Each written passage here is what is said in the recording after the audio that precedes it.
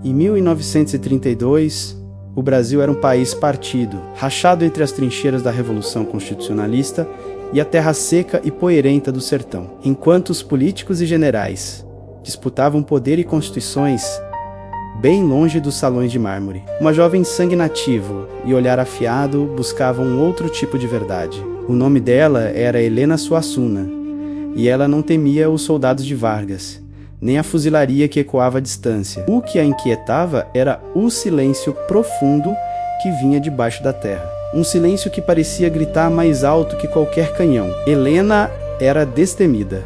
Naquela noite, sob uma lua pálida que mal conseguia atravessar a poeira suspensa no ar, ela desafiou suas 3 melhores amigas. As levou até o portão de ferro retorcido de um cemitério esquecido no coração do sertão. O vento assobiava, carregando consigo os lamentos da seca. Uma das amigas tremeu, agarrando o próprio braço, mas Helena, com a voz firme, disse: "Se o mundo está acabando lá fora, por que ter medo dos que já se foram? Eles são os únicos que não mentem mais." Sua missão não era apenas um ato de rebeldia juvenil. Elas queriam provar para si mesmas e para o mundo que a coragem não era um privilégio dos homens que marchavam para a guerra. Elas adentraram o Campo Santo, passando por cruzes tortas e túmulos sem nome. Ali, na parte mais abandonada, jaziam os retirantes, almas que a fome e a sede levaram antes que a guerra pudesse. Eram os esquecidos da história. Enquanto caminhavam, o ar mudou de repente. Ficou denso, pesado, quase impossível de respirar. Um cheiro estranho invadiu o ambiente. Uma mistura de pólvora queimada e terra recém-molhada. Um perfume impossível, já que não caía uma única gota de chuva há meses. O silêncio foi quebrado por um estalo. Um galho seco? Não. Era o som de algo se movendo no escuro. De repente, o pânico tomou conta. Elas correram, desesperadas, entre as lápides quebradas e a vegetação retorcida da caatinga. As sombras da noite pareciam ganhar vida, se esticando e se contorcendo como garras. Helena, ofegante, olhou para trás por um instante e congelou. Um vulto alto, imponente, a seguia. Usava uma farda militar antiga, esfarrapada pelo tempo, com a insígnia do batalhão de 1932 no peito. O rosto, no entanto, estava completamente obscurecido por um véu escuro e impenetrável.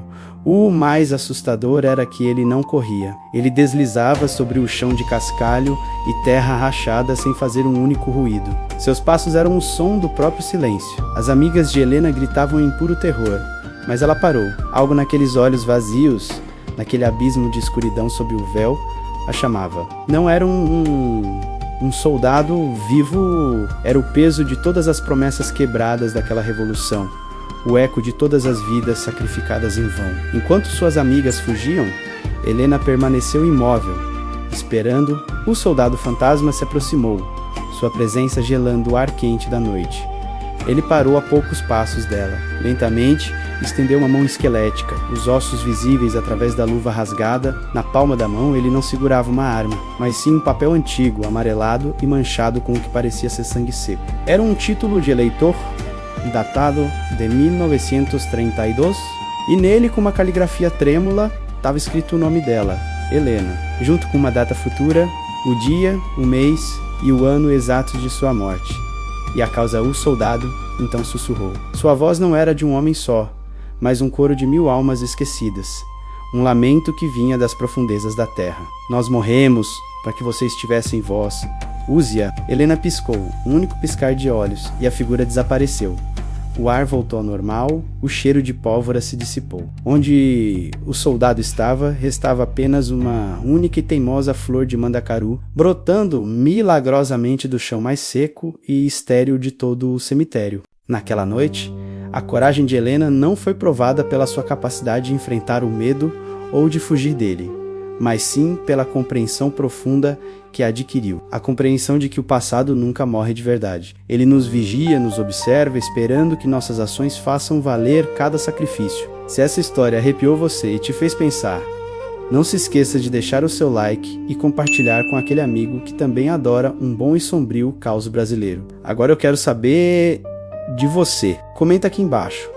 Você já ouviu alguma história de aparição em lugares históricos ou cemitérios de guerra, o que você achou desse encontro da Helena com o passado? E claro, siga o nosso canal para mais mistérios da nossa Terra. Obrigado por assistir e até a próxima.